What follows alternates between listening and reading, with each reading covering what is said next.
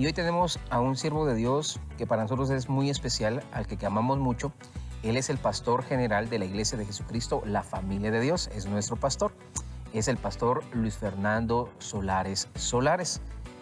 Él es teólogo, es pastor y tiene un celo por la palabra. Dios le ha dado mucha sabiduría. Y hoy juntamente con el pastor Rolando Chinchilla le damos la bienvenida a nuestro hermano pastor Luis Fernando Solares Solares. ¿Cómo está, pastor? Bienvenido, que Dios le bendiga. Una bendición saludarlos a ambos y también a toda la audiencia que está en sintonía de Buenas Nuevas de Esperanza. Un abrazo para todos. Igualmente, pastor. Pastor, hoy estamos contentos. Así es, pastor, mucho gusto de compartir con usted el tema del día. Hoy estaremos hablando acerca de la paz. Por cierto, quiero comentarle que yo veo sus prédicas, son de mucha bendición y personalmente me gusta cuando usted ministra también al final ahí con el piano, adora al Señor. Esa faceta de salmista que usted tiene también es de mucha bendición. Quisiéramos hacerle la primera pregunta del tema, hablando de las 9 marcas de un discípulo de Jesús. Hoy hablaremos de la paz. Pastor, ¿qué es la paz? En el mundo se entiende como paz a la ausencia de hostilidad, conflicto y guerra. Asimismo, la paz suele entenderse como un estado psicológico de tranquilidad interna. Por consiguiente, la paz puede acontecer de forma externa y colectiva, como en un acuerdo de paz entre dos oponentes, por ejemplo. La paz puede acontecer también de forma interna e individual, como lo es el sosiego o la serenidad del alma de una persona. A esto se le suele llamar paz interior. Algunos han acuñado incluso la terminología paz financiera, por ejemplo, para referirse al buen uso y a la administración correcta de los recursos materiales que una persona posee. Entonces, al hablar de paz en términos generales, nos encontramos delante de una gama amplia de conceptos y definiciones. Pastor, el Señor Jesús dijo en la palabra: les he escrito estas cosas para que en mí encuentren paz. ¿Verdad? Ahorita que usted ya definió lo que es la paz a nivel secular, a nivel normal, ahora hablemos desde la perspectiva bíblica. ¿Qué es esa paz? Si alguien nos está diciendo, ¿cómo me hablan a mí de paz si hoy estoy pasando por un duelo, si hoy estoy pasando por un dolor, por una enfermedad? ¿Qué dice la Biblia acerca de la paz, pastor amado? La paz bíblica, aunque no excluye lo que he dicho anteriormente respecto a la ausencia de hostilidad, guerra y conflicto y la experiencia de un estado de tranquilidad interna, esta no es dependiente como tal de las circunstancias, porque es mucho más profunda y amplia que todo lo que hemos hablado. El ideal máximo de la paz bíblica lo hayamos descrito en Génesis capítulos 1 y 2. En efecto, estos capítulos son los pilares de cómo se entiende la paz en el resto de las Escrituras, tanto en el Antiguo como en el Nuevo Testamento. Recordemos que la caída de los seres humanos es relatada en Génesis capítulo 3. Por lo tanto, la porción de Génesis capítulos 1 y 2, aun cuando no contenga la palabra paz como tal, sí describe lo que es el ideal máximo de la paz, una armonía perfecta e integral entre el Creador y la creación y entre los seres creados entre sí. La paz es la plenitud que surge entonces como resultado de estar alineado al propósito del Dios creador. Ahora, el ideal máximo de la paz se rompió debido al pecado de los seres humanos. Es a partir de Génesis 3 que el panorama cambia por completo con la caída. Hubo un descalabro de la armonía perfecta e integral que como criaturas disfrutábamos con el Creador y entre nosotros. Al haber perdido la paz con Dios, perdimos también la paz entre nosotros y surgieron desde los conflictos matrimoniales hasta las guerras más crueles. Dicho, quiero explicarme bien con esto. Y aún más que esto, al haber perdido la paz con Dios, perdimos la paz interior. Dicho en primera persona, al perder la paz con Dios, yo no puedo estar en paz conmigo mismo. Y por consiguiente, tampoco puedo estar en paz con los demás. Entonces, después de Génesis 3, la paz es la plenitud que surge como resultado de estar alineado con el propósito redentor del Dios creador. Aquí es donde entra en escena Jesús, quien viene a este mundo como la paz del cielo para la hostilidad, el conflicto y la intranquilidad de la tierra. Es por esto que en la primera Navidad las huestes angelicales pueden glorificar a Dios con lo que conocemos como el In Excelsis Deo, a la vez que anuncian las buenas noticias para toda la tierra. Gloria a Dios en las alturas y en la tierra paz, buena voluntad para con los hombres. Juan, por ejemplo, hace un paralelo intencional entre el primer capítulo de su evangelio y el primer capítulo del libro de Génesis. Recordemos cómo inicia el libro de Génesis. En el principio creó Dios los cielos y la tierra. Ahora recordemos cómo inicia el evangelio de Juan. En el principio era el verbo, y el verbo era con Dios, y el verbo era Dios. Y Juan nos dice que todo fue creado por este verbo. Ciertamente Juan está escribiendo un nuevo principio. Juan está escribiendo de un nuevo principio, de una nueva creación, y utiliza palabras que nos recuerdan a la primera creación. Incluso más adelante, en los capítulos 4 y 5 en los versículos 4 y 5 del capítulo 1 del Evangelio de Juan, notamos que el evangelista utiliza términos que también son importantes en Génesis capítulo 1, como vida, luz y tinieblas. Entonces, Génesis capítulo 1 describe la primera creación de Dios en la que el ideal máximo de la paz estaba presente. Luego sucede la caída. Pero Juan capítulo 1 describe la nueva creación de Dios en Cristo Jesús, en la que el ideal máximo de la paz es recuperado y restaurado por el Mesías, Jesucristo. El apóstol Pablo lo explica de la siguiente manera: de modo que si alguno está en Cristo, nueva criatura es. Es decir, el que está en Cristo es una nueva creación. Las cosas viejas pasaron y aquí todas son hechas nuevas. Al ser una nueva creación en Cristo, el Señor restaura en nosotros la paz que perdimos en la caída de Génesis capítulo 3. Ese es un resumen teológico a grandes rasgos de lo que es la paz bíblica. Pastor Fernando, vamos a ir al segundo punto. ¿Podría darnos un panorama de la paz en el Antiguo Testamento? Ciertamente, uno de los conceptos teológicos más prominentes del Antiguo Testamento proviene de una palabra hebrea sumamente conocida, la cual es shalom. De hecho, la palabra hebrea shalom es sumamente cotidiana. Hasta la fecha, es la forma principal de saludarse y de despedirse entre los semitas o judíos. El sustantivo shalom se traduce generalmente como paz e involucra plenitud, solidez, bienestar, prosperidad, salud y completitud, o el estado de ser completo. La primera ocasión en la que la palabra shalom aparece en la Biblia es cuando Dios le promete a Abraham de forma anticipada que un día moriría en shalom, es decir, que moriría en paz o plenitud.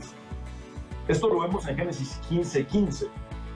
Dios le dice a Abraham: y tú vendrás a tus padres en paz, en shalom, y serás sepultado en buena vejez. En la cosmovisión hebrea, reunirse con los padres implica morir.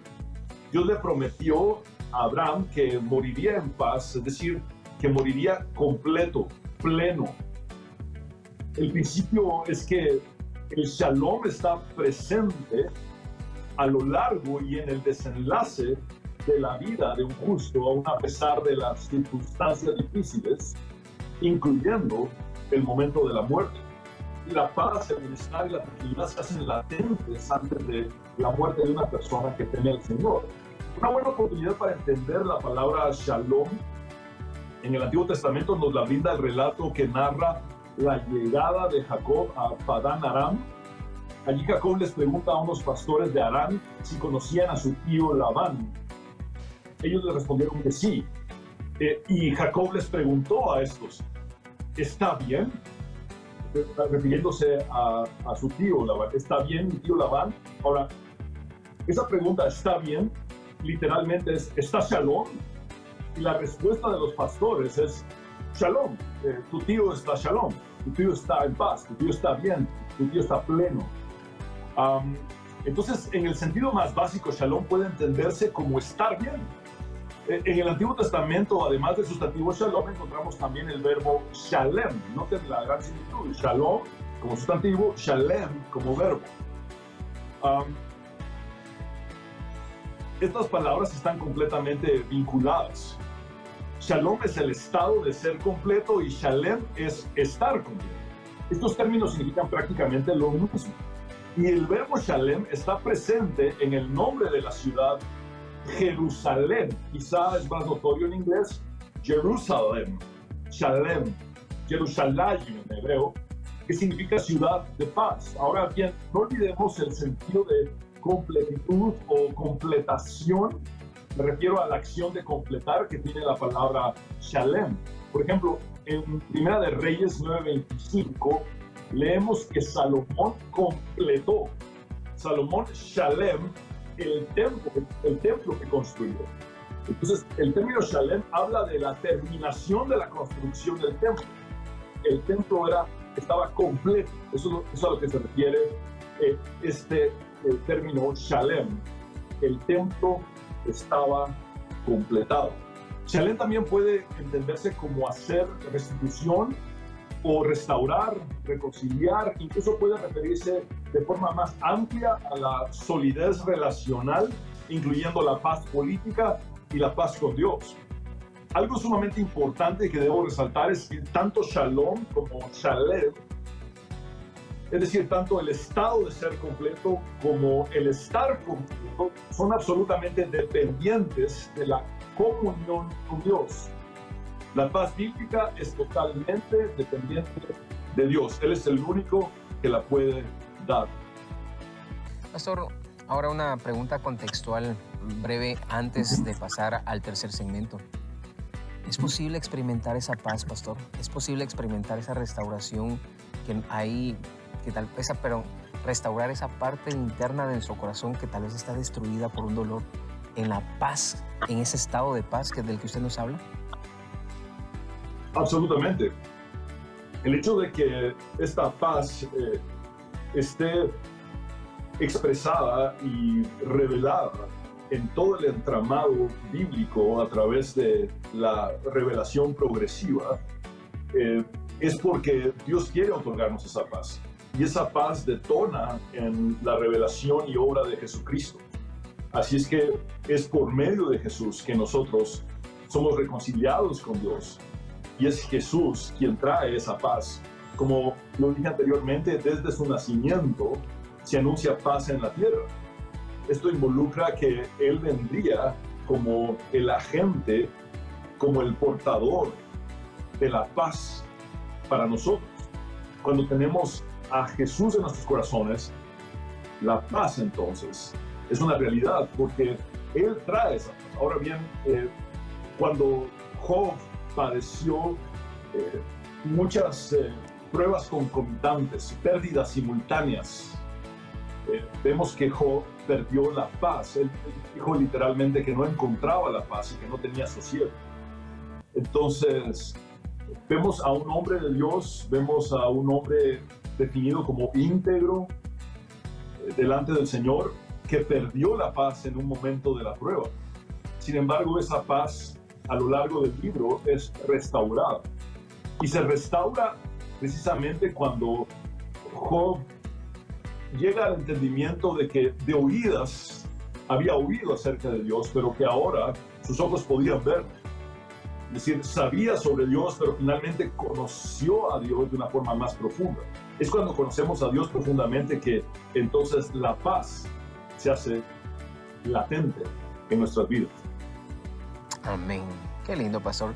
Yo creo que esa respuesta que nos acaba de dar viene a satisfacer el corazón de muchas personas. Hace un momento una persona escribió, una hermana, donde falleció su esposo abruptamente y su hijo está en el intensivo debatiéndose entre la vida y la muerte.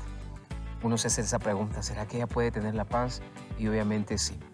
Para darle una retrospectiva breve, en el segmento anterior, nuestro hermano pastor Luis Fernando Solares nos hablaba de una panorámica acerca de la paz en el Antiguo Testamento y nos empezó a desarrollar de una manera magistral. Ahora en esta parte yo quisiera hacerle la pregunta a mi hermano pastor Luis Fernando Solares. Hablando de esa paz del Antiguo Testamento, ¿cómo es que se vincula, hermano pastor, con la venida del Mesías? ¿Verdad? ¿Cómo se vincula esa paz? Para que usted nos pudiera ayudar a desarrollar esa pregunta. Claro que sí, Pastor Rigo. El término shalom que hemos visto anteriormente, paz, se asocia con frecuencia con el pacto de Dios con David, es decir, con el pacto davídico y las promesas proféticas de la venida del reino mesiánico. Recordemos que el Evangelio de Mateo enfatiza que Jesús es hijo de David, hijo de Abraham, incluso invierte el orden cronológico, acentuando que Jesús viene como parte del linaje de David. Ahora, por ejemplo, en Primera de Reyes capítulo 2, versículo 33 dice, sobre David y sus descendientes y sobre su dinastía y su trono, el Señor derramará paz, shalom, para siempre. Esta paz perpetua vendría evidentemente por medio del Mesías Jesucristo. Alrededor de 750 años antes de Cristo, Isaías profetizó acerca del Mesías en el capítulo 9, versículos 6 y 7, que el Mesías sería el príncipe de paz y que la extensión de su imperio y la paz en él no tendrían límite. El Mesías es anunciado como el príncipe de paz, en hebreo, Sar Shalom, porque él sería quien establecería y mantendría la verdadera paz eternamente. La paz en él no tendría límite ni fin. El gobierno sobrenatural del Mesías Jesucristo traería restauración y reconciliación completa de nuestra relación con Dios. El cuarto cántico del siervo de Yahvé en el libro de Isaías predice y anuncia que la verdadera paz sin límites ni fin, nuestra paz, tendría un costo muy alto para el Mesías. Todos conocemos este texto, mas él herido fue por nuestras rebeliones, molido por nuestros pecados, el castigo de nuestra paz Amén. fue sobre él, y por su llaga fuimos nosotros curados. Todos nosotros nos descarriamos como ovejas, es decir, todos nos desalineamos del propósito del Dios creador, cada cual se apartó por su camino, mas Jehová cargó en él, en el Mesías, el pecado de todos nosotros. Es Jesucristo quien nos conduce a una relación correcta con Dios, es Jesús quien nos alinea con el propósito redentor del Dios creador y de esta manera restaura nuestra paz. Y si alguno de nosotros anhela este tipo de paz ilimitada, eterna, que abarca absolutamente todo y que no es dependiente de las circunstancias, entonces debe acudir a Jesucristo. Amén. Qué bien, qué bien. Nos quedó bien claro. ¿Cómo es eso que el profeta Isaías escribiera este profeta y nos hablara de esta paz? Pastor Fernando, ¿podría darnos un panorama de la paz en el Nuevo Testamento y de cómo esta tiene su cumplimiento en la persona de nuestro Señor Jesucristo? Amén, claro que sí. El término griego predominante que se traduce como paz en el Nuevo Testamento es Irene, se transcribe Eirene, de ahí es donde viene el nombre que nosotros conocemos. Irene significa paz y aparece en todos los libros del Nuevo Testamento con excepción de la primera carta de Juan. Esto nos da una idea de cuán importante es la paz en el compendio bíblico. Ciertamente en el contexto de las Sagradas Escrituras, Irene es el equivalente griego del término hebreo shalom. Dicho de otra manera, la palabra Irene en el Nuevo Testamento supera la connotación clásica de cómo la entendían los griegos. para expandirse a todo lo que implica y conlleva el término hebreo shalom. Entonces, la palabra griega para paz, Irene, en el Nuevo Testamento, crece y aumenta porque absorbe todo el significado de la palabra hebrea shalom de la que ya hemos hablado. En síntesis, la paz tanto en el Antiguo como en el Nuevo Testamento es bienestar total, prosperidad, seguridad, solidez, salud, plenitud y completitud. Todo esto es absolutamente dependiente, como lo he dicho ya, de la presencia de Dios y de nuestra comunión con Dios, por medio de nuestro Señor Jesucristo y la obra del Espíritu Santo en nosotros. Jesús, como el Mesías, inauguró el reino de paz de Dios. Él es el cumplimiento de la salvación anhelada desde los días de los profetas. Zacarías, el padre de Juan el Bautista, expresa algo maravilloso en el cántico conocido como el Benedictus. Él dice que el Mesías vendría para encaminarnos por la senda de la paz. Noten que sería nuestro Señor Jesucristo que nacería, quien guiaría nuestros pasos por este camino de la paz. Por eso es que en el nacimiento de Jesús, las huestes angelicales dicen a los pastores que el Salvador, Cristo, traería esta paz al anunciar paz en la tierra y buena voluntad para con los hombres. Ahora, noten que en el nacimiento de Jesús se anuncia paz en la tierra. Ahora, unos 33 años después, en el desenlace del ministerio terrenal de Jesús, la paz sería el regalo de despedida, si lo puedo decir de esta manera, del Señor para sus seguidores. Cuando Él les dice, cuando se está despidiendo de ellos, la paz les dejo, como ya me voy, entonces lo que hago, ya voy a la cruz a morir, entonces la paz les dejo, mi paz les doy, yo no la doy como el mundo la da. No dejen que su corazón se turbe y tenga miedo. Esta paz entonces es la herencia de Cristo que sería lograda por su obra redentora en la cruz del Calvario y su resurrección al tercer día al vencer la muerte. Él erradica incluso nuestro miedo, nuestro temor a la muerte. Por consiguiente, esta paz es nuestro patrimonio. Es el patrimonio de todos los creyentes, independientemente de cuál sea nuestro estrato social, raza o condición. En su predicación a los gentiles en Hechos capítulo 10, Pedro dijo que Dios envió mensaje a los hijos de Israel anunciando el evangelio de la paz por medio de Jesucristo. Este Señor de todos, y vosotros sabéis lo que se divulgó por toda Judea, comenzando desde Galilea, después del bautismo que predicó Juan, cómo Dios ungió con el Espíritu Santo y con poder a Jesús de Nazaret, y cómo éste anduvo haciendo bienes y sanando a todos los oprimidos por el diablo, porque Dios estaba con él, y nosotros somos testigos de todas las cosas que Jesús hizo en la tierra de Judea y en Jerusalén. A quien quedaron colgándole en un madero, a este levantó Dios al tercer día e hizo que se manifestase, no a todo el pueblo, sino a los testigos que Dios había ordenado de antemano, a nosotros que comimos y bebimos con él después que resucitó de los muertos. En Efesios 6:15 Pablo dice que debe alzarnos los pies con el apresto del evangelio de la paz. En el sermón del monte Jesús nos dio la séptima bienaventuranza diciendo: bienaventurados los pacificadores, porque ellos serán llamados hijos de Dios. Es decir, felices los que trabajan en la paz, porque Dios los llamará hijos suyos. Jesús nos dice que la verdadera felicidad se encuentra en procurar la paz, y que la búsqueda de la paz es lo que marca la identidad de un creyente como hijo de Dios. Ser un pacificador demuestra que soy un hijo de Dios. El apóstol Pablo dice en Gálatas capítulo 5 versículos 22 y 23 que la paz es uno de los resultados o virtudes del fruto que el Espíritu Santo produce en nosotros. Como ven, la paz es sumamente maravillosa, es un tema muy amplio y extenso. Amado pastor, quiero hacerle la siguiente pregunta.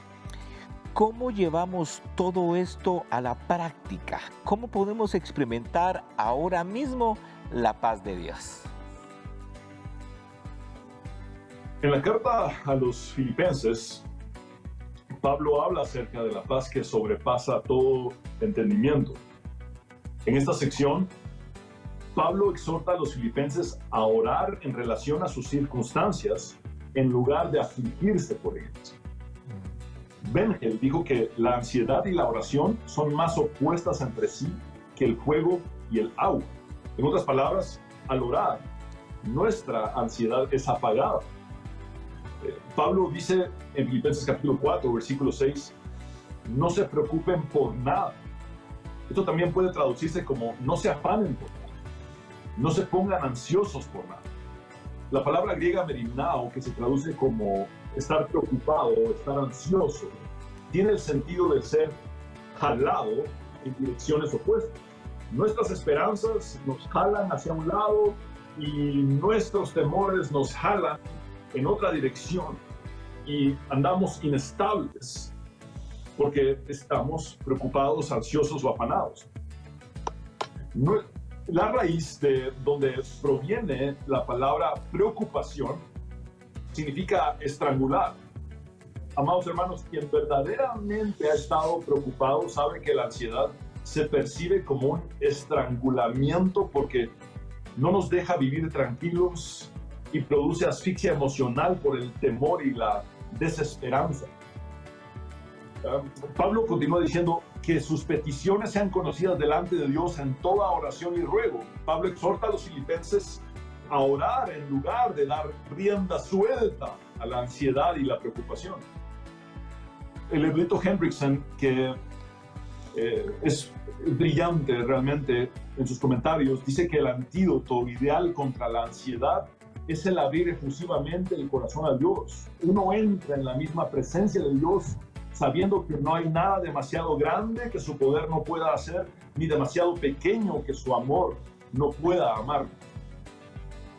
Y dice que el apóstol Pablo dice que nos presentemos con acción de gracias. Debemos contemplar la grandeza y la majestad de Dios y recordar que Él ha tenido, tiene y tendrá el poder para resolver nuestras dificultades.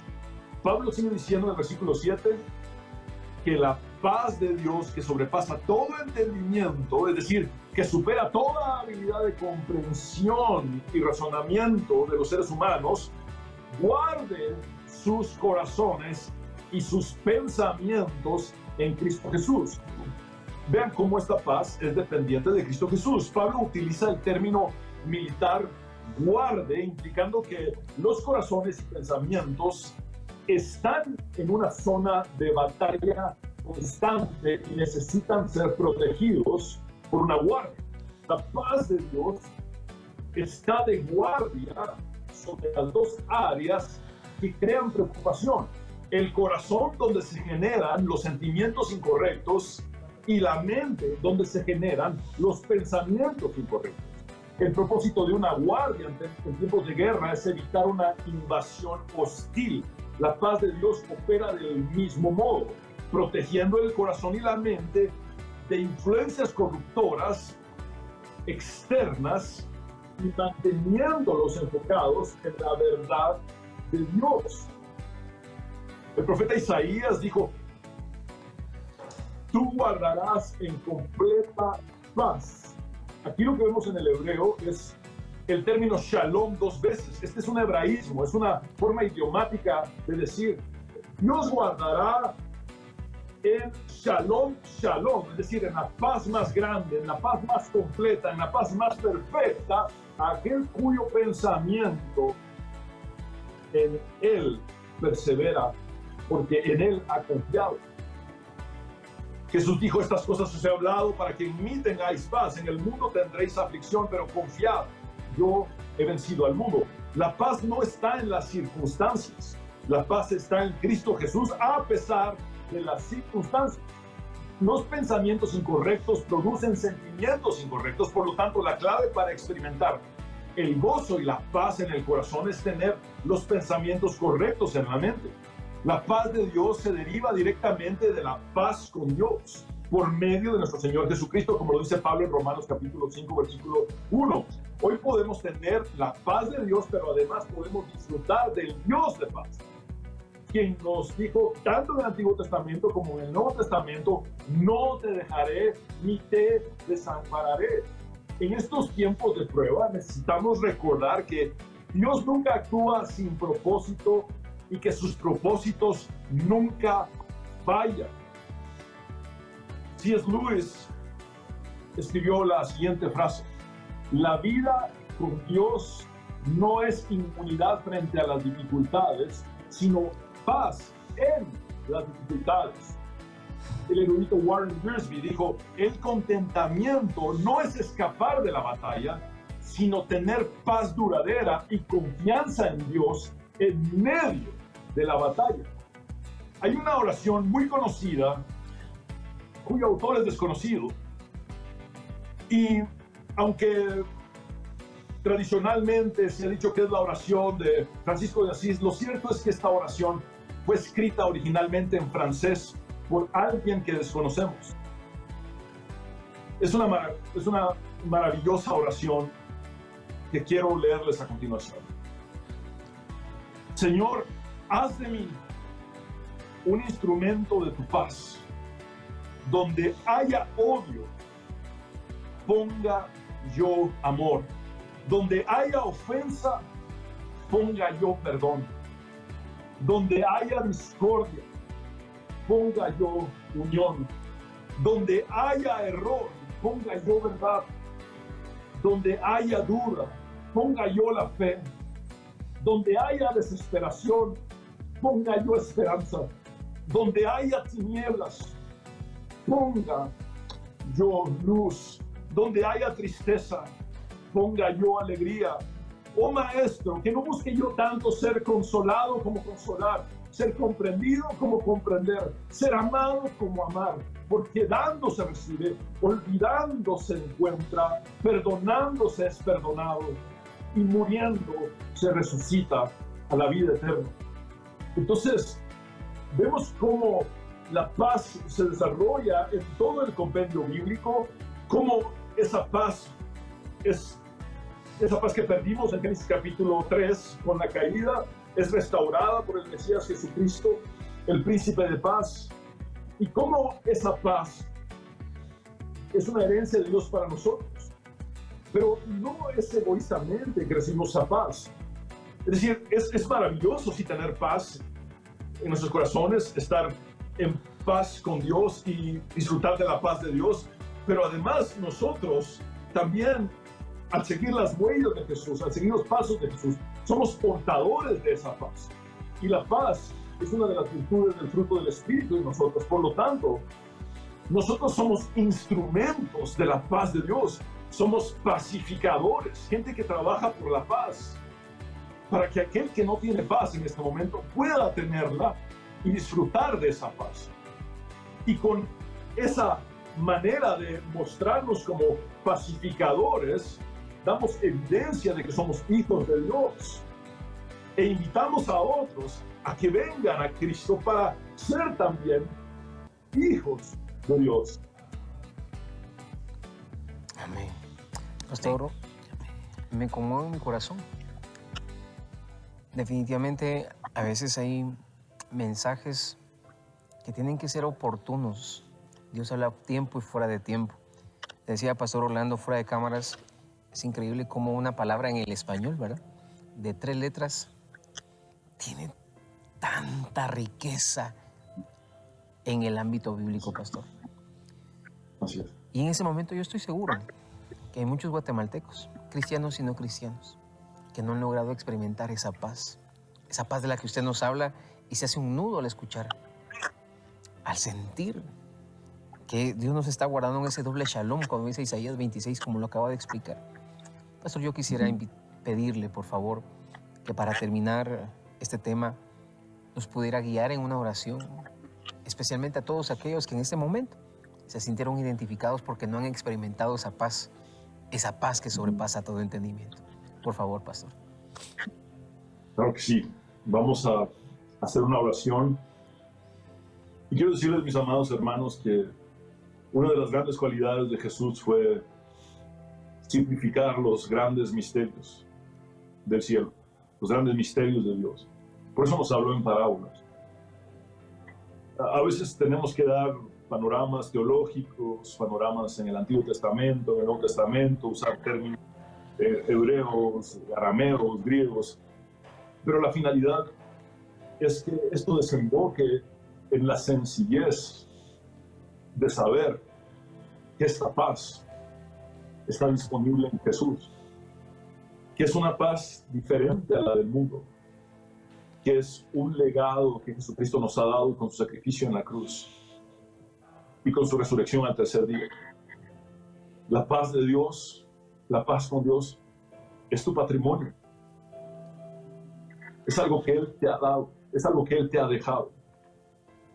Su Espíritu Santo en nosotros nos lleva a la convicción de que la paz no es circunstancial. Ahora, no te culpo si has perdido la paz, porque Job mismo la perdió después de tantas pérdidas concomitantes o simultáneas.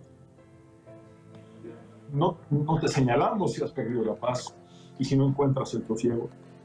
Lo que queremos recordarte es que aunque la hayas perdido y no la encuentres, esa paz sigue disponible y que Jesucristo vino a buscar y a salvar lo que se había perdido. No solamente vino a buscarte a ti que estabas perdido, sino también a recuperar tu paz perdida. Señor, yo te ruego con todo mi corazón que aún a pesar de las circunstancias devastadoras, difíciles, que aún en medio del quebrantamiento, la confusión, aún en el valle de sombra de muerte, tu paz supere todo nuestro razonamiento, toda nuestra capacidad de comprensión.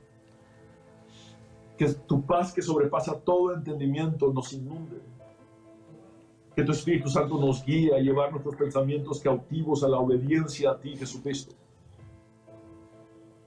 Y que esa paz perfecta, ese shalom, shalom del que habló Isaías, que tú harías realidad, Jesucristo, sea una verdad en nosotros, a través de la verdadera esperanza cristiana.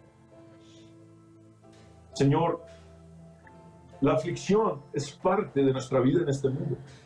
Tú lo dijiste, tú lo aseguraste, que en el mundo tendríamos aflicción, pero tú, Señor, nos das una paz que supera todo lo que este mundo ofrece. Una paz no circunstancial. Podemos estar en medio de la prueba más difícil y experimentar tu paz. Podemos estar en medio de la situación más adversa y experimentar tu paz. El mismo Pablo desde su prisión, desde la cárcel, nos hace ver que tú sigues dando paz. Quizá haya personas en una cárcel viviendo, o en un hospital, o personas en circunstancias de depresión, de ansiedad, de tristeza profunda. Espíritu Santo, haz tú la obra. Jesús, reconcílialos con tu Padre. Si alguien está enojado con Dios, si alguien ha cuestionado a Dios, Señor, yo te ruego, Jesucristo, que reconcilies a esta persona con tu Padre, para que pueda tener paz con Dios y experimentar la paz de Dios. Espíritu Santo, guía a toda verdad a todos aquellos que están espiritualmente angustiados, confundidos, y que puedan en ti hallar la paz. Que podamos ser pacificadores, instrumentos de tu paz. En el nombre del Padre, del Hijo y del Espíritu Santo, oro en el único nombre bajo el cielo dado a los hombres en el cual podemos tener salvación, el nombre de Jesús. Nombre sobre todo. Amén y amén. Amén. Canal 27. Predicamos la verdad.